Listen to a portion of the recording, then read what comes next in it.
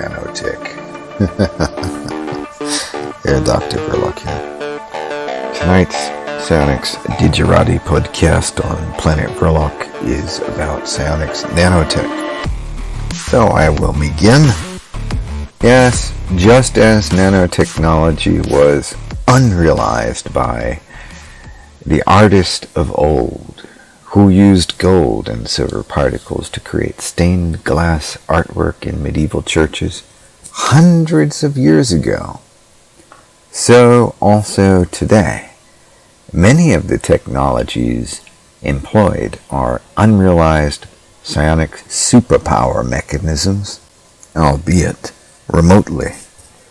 But nonetheless, this is one of the reasons I've emphasized to my many students to take psionics as somewhat of a priority in their training and development, because this power places you way ahead of the game in today's, in this period of civilization that is making a significant transition into digital identity, potentially digital conscience. As there is a lot of territory to cover, we should consider some of the many options for a well-trained and seasoned occultist and psionicist. Psions influence the reality with pure mental power, whereas psionicists are psions who work mind-to-machine wizardry, accessing machines either local or remote to achieve amplified effects in altering reality or conforming the world to his or her will. Here's a fun trick you can try to get the hang of working with remote psionic apparatuses. Fetch yourself a flashlight and get yourself outside and point that flashlight at a telephone wire cable. Just don't touch the wire cables. Just point your flashlight up at one. As you stand on the ground, pointing up at the telephone cable, or even pointing at the pole going up to the wire, think your thought form and send it. Send it to go out there and make something happen. Whatever you want to happen. Keep it simple. Like, get me that new car I want. Get me that girlfriend I want. Or vote this or that.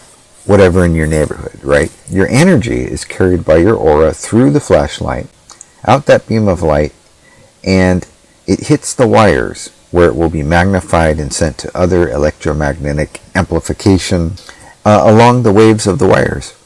So you're using the structure of society to be your local superpower radionics instrument. So there's more that you can do this better, that you will get at this technique. Or what I meant to say is, the more you do this, the better you'll get at this technique. And there are a number of other methods you can try as well. For instance, you can influence the lottery numbers remotely. Now, although you're unlikely to get all 6 numbers in the Super Lotto in a row to just line up exactly as you want, you can get very, very close. I certainly have. And that in and of itself is a whole lot of fun. Even if you don't expect to win, it's just fun to be able to influence all of these big world events like this, mainly because you're now using the powers of what is called the true outsider, or the outsiders, as I like to call them. They're the spirits who have discovered immortality, interdimensional beings, or whom have always been immortal, the gods. And you are no longer a slave to the system that everyone else is nailed down by. You have real power that you may exercise and use how you wish. This places you well outside the system. Instead of being the antagonist in a story, you are becoming the author of the story. Now then, as a side thought here, think of the spirits that you summon in your magic rituals as being the ghost writers, helping you to sort of fill in the details of the story that you're living in areas you overlook or cannot imagine. That which you might not fathom, your spirit's going to help you because they exist outside of the space-time matrix. That's the relationship of the magician to his or her work, and the sorcerer or sorceress to his or her spirits. You can also learn to remotely ride satellites with your mind and amplify your mental signals psionically by telling a thought form to broadcast over the satellite like a carrier wave to whatever regions the satellite passes. Yes, we call that synchronous orbit. Moreover, you may access other chains of satellites, and these are called artificial constellations, and use these to generate random events, sort of like a random number generator, because they're going to move in patterns like a swarm of bees, following one master bee, much like a distant sensing remote radionics unit that you can contact from your mind. But in order to begin doing this, you need to first practice. Practice sensing objects that you plant around your house. Then you can branch out to places later on where you've been to. I'll get to that in a minute. So you can try my subconscious vessel idea in the club. You put a pendulum inside of a vessel and plant this up in the closet, shelf somewhere. Plant another one in the kitchen pantry, in the back. And at the late hallowed hours of the evening, meditate and try to bring up in your mind's eye where that object is.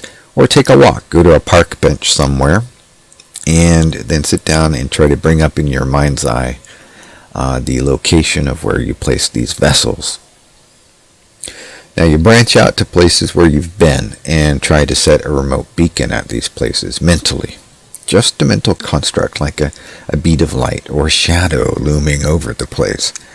This could be your classroom, or even better, a restaurant that you recently ate at, especially if the waitress was really hot and you want to leave a thought form there at the cash register or the waiting room to make her daydream all about you until the next time you come back in to have that coffee, that glass of wine, or to sit down and eat. She'll be ready to give you her phone number. As you can imagine, you may also work on entire nations, regions, or right down to the nitty-gritty of communities, the various groups operating within those communities and universities, indeed abstract concepts like money, cryptocurrency. Yeah, I said the C word, didn't I? NFT, another naughty word. The NFT kingpins around the world, blockchain, social groups, and much, much more. But now let us speak of the subject of nanotechnology. Nanotechnology could be the real icing on the cake for a lot of us really die-hard, magic-loving chaos magicians, and indeed even more so the ultimate breakthrough for those of us few true psionicists. Because let's face it, radionics enthusiasm doesn't mean you're a psionicist. Radionics is just radionics. Psionics is a lot more than radionics. Indeed, radionics is rather, it's outdated.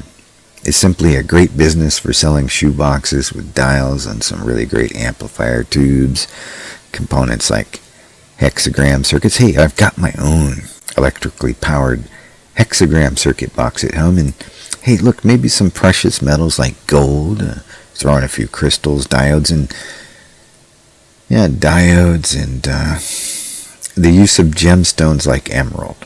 I've got some of those myself. Do I spend all day every week messing with those? No. No, I work mostly with remote stuff. Psionicists are remote presence operators. We are telemechanics operators, influencing machines.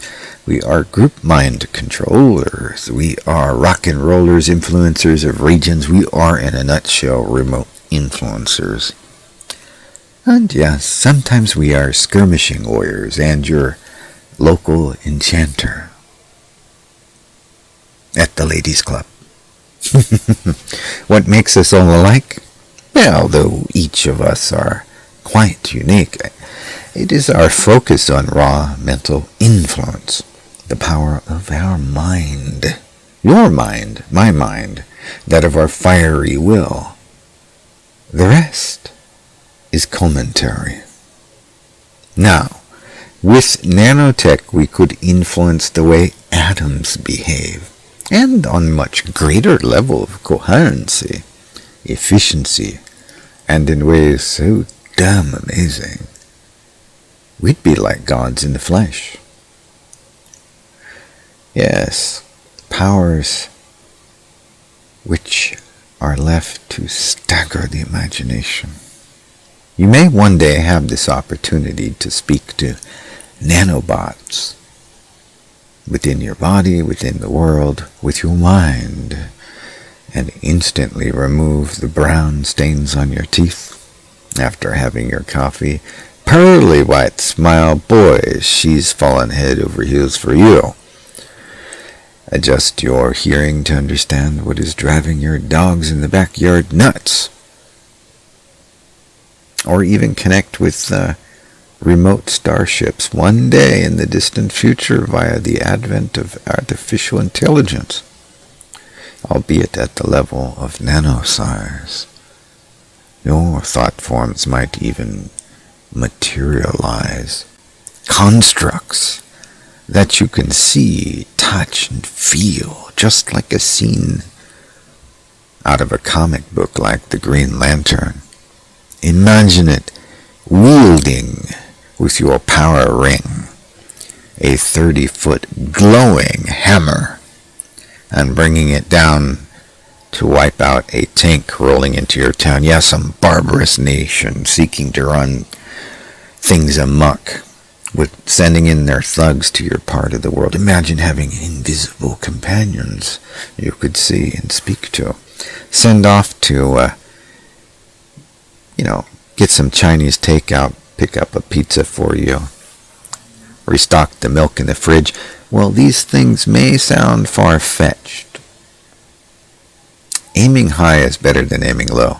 We'll get something out of this nanotech, whether it is something fantastic or something far less fantastic. But it will still be very huge, even if it's not spectacular. It'll be huge for us in terms of what we can do with it, whether the effects are indeed spectacular or merely coincidental, in the way psionics and nanotech is manifested.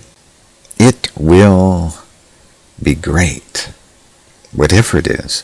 Listen, if you don't do this, if you don't embrace psionics for nanotech, then someone else is going to do all this for you. What I mean by this is that the tyrants of the world have already got a nanobot with your name on it. Probably a whole slew of them with your name on it.